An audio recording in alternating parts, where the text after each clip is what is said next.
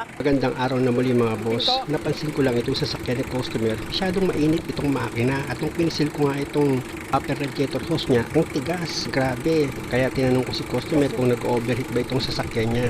Ang sagot niya hindi naman, pero itong hood daw, ramdam niya daw yung init. At yung temperature niya laging nasa kalahati. Sabi ko nga kay customer, hindi normal yon.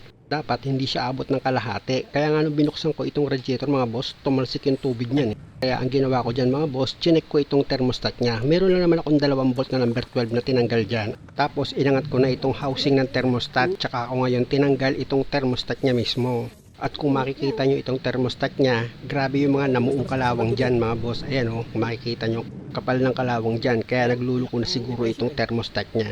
Dahil sa hindi naman ito nag-overheat tapos alas 6 na ng hapon, wala akong magagawa kundi tanggalin ko na lang itong kumapit na kalawang dito sa thermostat. Dahil sa tingin ko naman, function pa naman ito. Kaya lang ang problema, naputol itong gasket niya pag tanggal ko ng thermostat. Kailangan matanggal ko yung luma, tapos gagawa na lang ako ng panibagong gasket para sigurado ako na hindi siya magkaroon ng tagas. At para hindi ako mahirapan magtanggal ng naputol na gasket, tatanggalin ko itong power steering pump. Meron lang naman yung 3 volt na number 14. Tatanggalin nyo yan, pati itong steering belt kung nakikita nyo.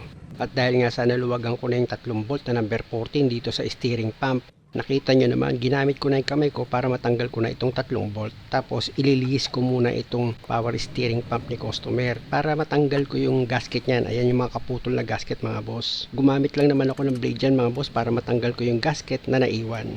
Ayan na mga boss, malinis na. Natanggal ko na yung gasket na naputol. Importante kasi mga boss na pag nilagay ko yung thermostat, dapat may gasket yan para hindi siya tumulo. Tapos dito naman sa thermostat, tsatsagain kong matanggal yung mga namuong kalawang dyan. Meron na kasi akong nagawang ganitong klase mga boss. Nilinis ko lang yung thermostat dahil nga sa kumapit na kalawang, naging normal yung temperature ni customer tapos hindi na masyadong mainit yung makina niya. At dahil sa okay na ito mga boss, kung makikita nyo itong thermostat niya, ayan o, malinis na siya. Kaya pwede ko na yan ilagay dito sa housing ng thermostat. Siguraduhin nyo lang mga boss na maayos yung pagkakalapat ng thermostat dito sa housing. Tapos pwede mo na ngayon ilagay itong gasket. Nilagyan ko ng pandikit yan mga boss or gasket maker. Tsaka ko isinunod sa inilagay itong bolt na number 12 para hindi mawala sa align yung gasket. Tapos pwede mo nang ibalik yan sa dati niyang position. At yung 2 bolt na number 12, ipakapit mo na yan dito sa thread niya. Pag kumapit na yan, gamit ka ng socket wrench na number 12 para tuluyan mo nang mahigpitan yan. Pag okay na, tsaka mo ngayon gamitan ng box wrench mo na number 12, higpitan mo na for final.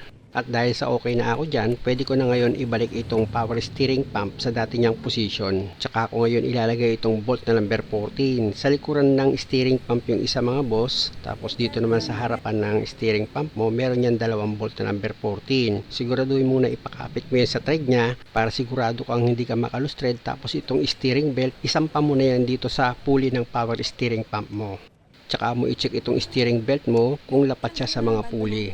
Tapos gamit ka ng screwdriver para maitulak mo itong steering pump nang sa ganon mag-adjust itong steering belt. Tsaka mo yun higpitan itong bolt na number 14. At syempre naman mga boss, dapat itong belt pag nag-adjust kayo may clearance yan. Hindi kasi pwedeng sobra sa higpit mga boss dito sa belt. Pwedeng magkaroon ng ugong yan pag umandar. At dahil sa okay na ako dyan mga boss, yung 2 bolt na number 14, ipapidal ko na rin yung higpit. Syempre naman mga boss, after mo mahigpitan yung 3 bolt, check mo ulit itong belt. Kung okay naman yung clearance, pwede ka na maglagay ng tubig. Kung makikita nyo mga boss, ginabi na kami ni customer.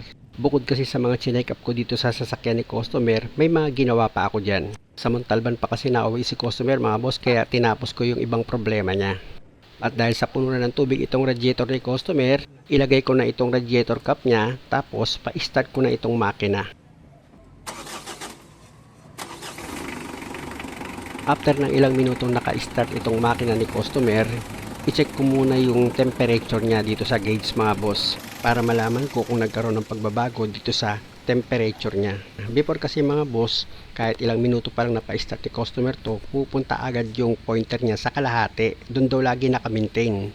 Pero ngayon kung makikita nyo, nasa 1/4 pa lang siya pero ilang minuto na yang umaandar. Kaya waiting ulit ako dyan mga boss.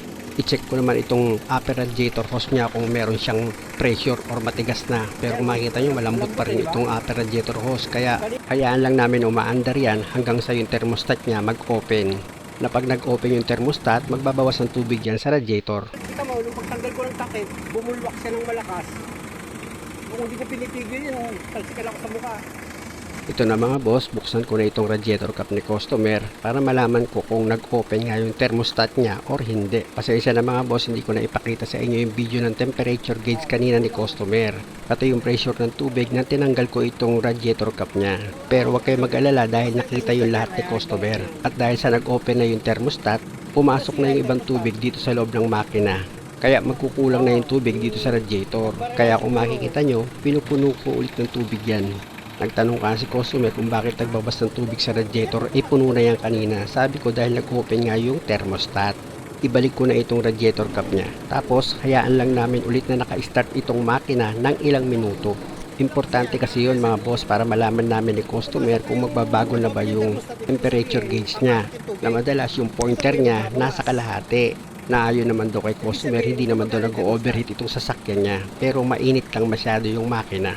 Isa pa nga sa napansin ko dito sa sasakyan niya mga boss, yung clutch pan niya. Medyo mahina na yung buga ng hangin. Kaya sabi ko nga kay customer, dapat malagyan niya ng silicone oil. Kaya nga sabi ko kay customer, after ko ito magawa, pakiramdaman niya ulit yung makina kung normal ba yung init.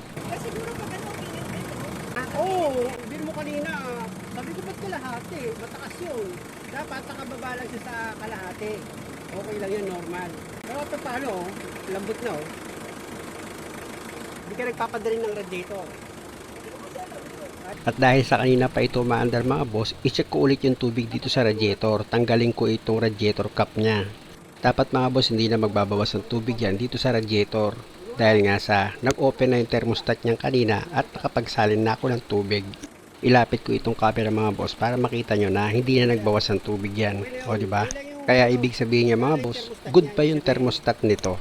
Ibalik ko na itong radiator cap niya mga boss. Tapos magpalipas ulit ako ng ilang minuto. Sa temperature gauge naman ako mag-check.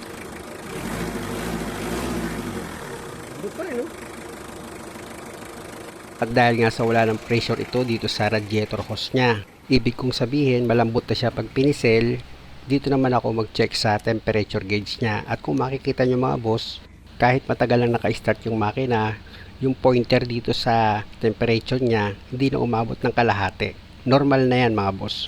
At dahil sa okay na ito mga boss, muli maraming salamat sa panonood. Sana lang kung maaari, huwag nyo namang kalimutang mag-subscribe sa channel ko. At kung okay lang naman sa inyo, palike naman itong video. Maraming salamat.